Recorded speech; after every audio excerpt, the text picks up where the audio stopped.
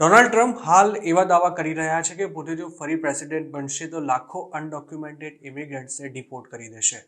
જોકે હોમલેન્ડ સિક્યોરિટીના આંકડાને ટાંકીને Washington post નામના અમેરિકન અખબારે જે દાવો કર્યો છે તે દર્શાવે છે કે અમેરિકાએ મે 2023થી જ ડિપોર્ટેશનની સંખ્યા ડબલ કરી દીધી છે અને બોર્ડર ક્રોસ કરીને ઇલીગલી આવેલા લોકોના અસાયલમ એટલે કે શરણાગતિ માંગવાના દાવા પણ મોટી સંખ્યામાં રિજેક્ટ કરવામાં આવી રહ્યા છે. વોશિંગ્ટન પોસ્ટનો દાવો છે કે 1 વર્ષ પહેલા જેટલા લોકોના ક્રેડિબલ ફિયર ઇન્ટરવ્યૂ લેવાતા હતા તેની સંખ્યા પણ હવે ડબલ થઈ ગઈ છે. અમેરિકાની સેનેટમાં ગયા મહિને એક બિલ લાવવામાં આવ્યું હતું જેનો હેતુ ઇમિગ્રેશન ડિટેન્શન કેપેસિટી વધારવા ઉપરાંત ડિપોર્ટેશનની પ્રોસેસને ઝડપી બનાવવા માટે 4300 નવા અસાયલમ ઓફિસર્સ હાયર કરવાનો હતો. જોકે તેના માટે $6 બિલિયન ફંડને મંજૂર કરવા લાવવામાં આવેલું આ બિલ પસાર નહોતું થઈ શક્યું. જો આ બિલ પાસ થઈ ગયું હોત તો અમેરિકામાં ઇલીગલી એન્ટર થયેલા લોકોને લાંબો સમય જેલમાં રાખવા ઉપરાંત તેમને ડિપોર્ટ કરવાની કામગીરી પણ ઝડપી બનાવી શકાઈ હોત. ડિપાર્ટમેન્ટ ઓફ હોમલેન્ડ સિક્યોરિટી દ્વારા મે 2023થી લઈને ફેબ્રુઆરી 2024ના ગાળામાં 1.15 લાખ માઇગ્રન્ટ્સના ક્રેડિબલ ફિયર ઇન્ટરવ્યૂ લેવામાં આવ્યા હતા. અમેરિકન મીડિયાના રિપોર્ટ અનુસાર ડિપાર્ટમેન્ટ ઓફ હોમલેન્ડ સિક્યોરિટીએ 1000 જેટલા અસાયલમ ઓફિસર્સને આ કામમાં લગાડ્યા છે અને આવનારા સમયમાં તેને વધુ ઝડપી બનાવવા માટે વધારે ઓફિસર્સને ટ્રેનિંગ અપાઈ રહી છે.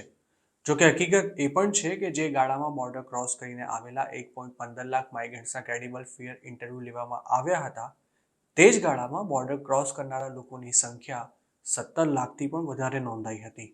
મતલબ કે બોર્ડર ક્રોસ કરીને આવનારા 10%થી પણ ઓછા લોકોના ક્રેડિબલ ફિયર ઇન્ટરવ્યૂ થઈ શક્યા હતા. હાલ સ્થિતિ એ છે કે અમેરિકા પાસે બોર્ડર ક્રોસ કરીને આવેલા લોકોને ડિટેન્શનમાં રાખવાની જગ્યા ન હોવાથી માઇગ્રન્ટ્સને કોર્ટમાં હાજર થવાની તારીખ આપીને રિલીઝ કરવામાં આવી રહ્યા છે. જોકે જે રીતે આખી સિસ્ટમને અપગ્રેડ કરાઈ રહી છે તેને જોતા એવું ચોક્કસ કહી શકાય કે ટ્રમ્પ ફરી અમેરિકાના પ્રેસિડેન્ટ બને કે ન બને, પરંતુ હવે અસાયલમ માટે ખોટા દાવાઓ કરતા અનડોક્યુમેન્ટેડ ઇમિગ્રન્ટ્સ પર શકંજો કસવાની અમેરિકાએ પૂરી તૈયારી કરી લીધી છે. બાઇડન સરકારના અધિકારીઓનું અનુમાન છે કે આવનારા સમયમાં ઇલીગલ બોર્ડર ક્રોસિંગ ઘટશે અને સાથે જ બોર્ડર પર કોઈ નાટકીય દ્રશ્યો ન સર્જાય તે માટે પણ ખાસ તકેદારી રાખવામાં આવી રહી છે. સ્વાભાવિક છે કે જો મેક્સિકો બોર્ડર પર અંધાધૂંધી સર્જાય તો ચૂંટણી ટાણે ટ્રમ્પને મોકો મળી જશે અને બાઇડનને તેનાથી સીધું નુકસાન થશે. આમે ડોનાલ્ડ ટ્રમ્પ માઇગ્રન્ટ્સને ક્રિમિનલ્સ, આતંકવાદી અને પાગલ કહેવાની સાથે સાથે જો બાઇડનને પણ છેલ્લા 2 વર્ષોથી સર્જાયેલી પરિસ્થિતિ માટે સીધા જવાબદાર ઠેરવી રહ્યા છે અને તેનો તેમને ભરપૂર રાજકીય ફાયદો પણ મળી રહ્યો છે. અમેરિકાની સેનેટમાં ફેબ્રુઆરી 2024માં જે બોર્ડર બિલ લાવવામાં આવ્યું હતું તેના લીડ સ્પોન્સર સેનેટર જેમ્સ લેંગફોર્ડનો એવો તર્ક છે કે જો ઇલીગલ બોર્ડર ક્રોસ કરીને આવતા માઇગ્રન્ટ્સને શરણાગતિ આપવાના નિયમો કડક બનાવાય તેમજ ડિપોર્ટેશનની પ્રોસેસને ઝડપી બનાવાય તો એજન્ટોને હજારો ડોલર ચૂકવીને ઇલીગલી અમેરિકા આવતા લોકોનો પ્રવાહ કંઈ કર્યા વિના જ આપોઆપ ઓછો થઈ જશે. અમેરિકાના ઇમિગ્રેશન લો અનુસાર દેશની ધરતી પર પગ મૂકનારા કોઈ પણ વ્યક્તિને શરણાગતિ માંગવાનો અધિકાર છે, પછી ભલે તે ગમે તે રીતે અને ગમે ત્યાંથી અમેરિકામાં કેમ ન આવ્યો હોય.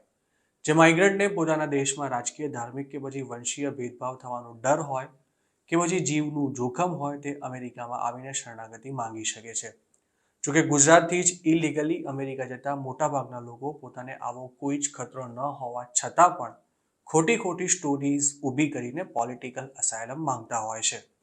એક સમયે લોકો અમેરિકામાં અસાયલમ મેળવવા માટે એવી રજૂઆત કરતા હતા કે પોતે કોંગ્રેસના કાર્યકર્તા હોવાથી તેમને ભાજપ તરફથી ખતરો છે, પરંતુ 2022ની ચૂંટણી બાદ આમ આદમી પાર્ટીનું નામ વટાવીને પણ અમેરિકામાં અસાયલમની માંગ કરનારા ગુજરાતી માઇગ્રન્ટ્સની સંખ્યા વધી રહી છે.